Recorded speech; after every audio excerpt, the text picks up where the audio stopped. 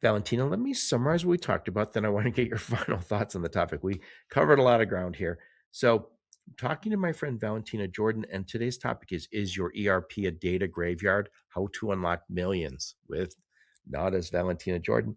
So, the first thing we talked about was who you guys serve: shippers, distributors, wholesalers, manufacturer, retail, shippers, including traders.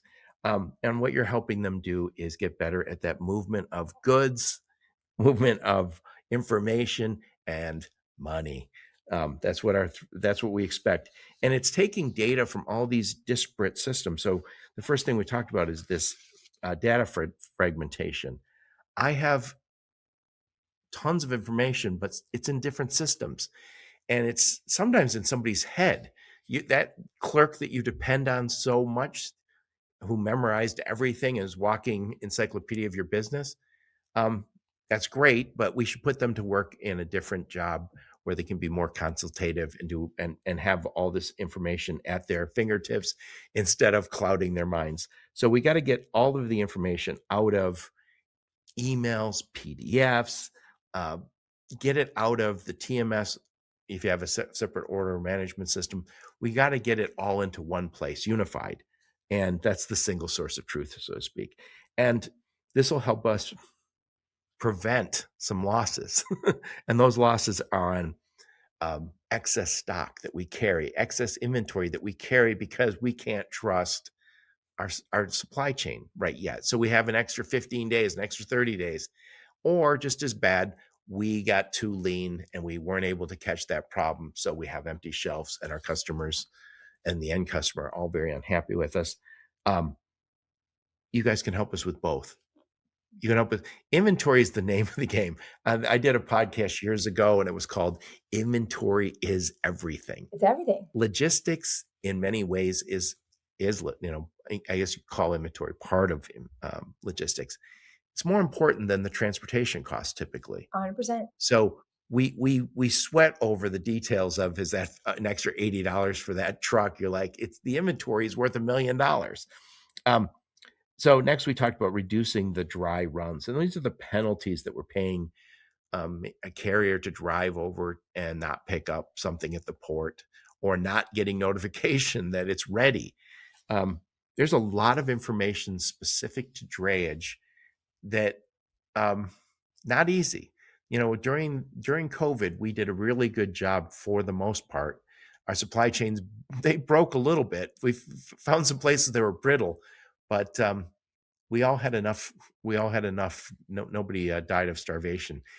In fact, I heard somebody on my podcast said COVID-19 or 20 that they gained during COVID. So next, we talked about SKU-level data. The customer doesn't care about containers. They care about the SKUs inside of the containers. So NADA can get me out of that discussion of, is my stuff in that container? I want to know where my stuff is, not where a container is. And I've done that before, where I say, hey, the container's here. They're like, is my stuff here? Your containers are here. Which ones? The stuff I want or not? We'll know in a few days. So, and the last thing we talked about is the implementation, which is easy, which is necessary, because no one wants to go through a long implementation program. We won't tolerate it anymore because people are busy. Anyway, enough of my blather. Put a big old bow on this one, Valentina. Final thoughts on the topic. No, I mean, please reach out if you're interested in controlling your fill rate. We are in the business of helping shippers. That's who we leverage. That's who we help. Again, for Nautas, an AI native operating system connecting, as Joe said, all of your inventory to logistics. There's no one source of truth here. You need to be able to gather all of your data to make the best decisions. And I think it's an invitation for shippers to start experimenting. We're living in a new era where AI is super powering all of this knowledge, all of this context that we've gathered for hundreds of years at this point. And the time is now for the industry to start revolutionizing the way that we've been doing things. Not to say it's broken, because as I said at the beginning, first with Santa Claus, then with Amazon, things do arrive. But there's a huge opportunity to put AI into our day to days and make it more efficient, make it better. I love it. I love it. And I think AI is really hungry for data, and the data has to be in a place and in a way that it can be digested. So um, AI is only as powerful as the data we can give it. And if you don't unify the data in one place, we're losing an opportunity if you don't do that. 100%. There won't be true ROI. It's not magic either. So you need to be able to build the house and the right foundation. That's the analogy that I always tell my clients, given that we're in Florida, is you don't want to build your house on the Everglades with that right, like with wobbly foundation.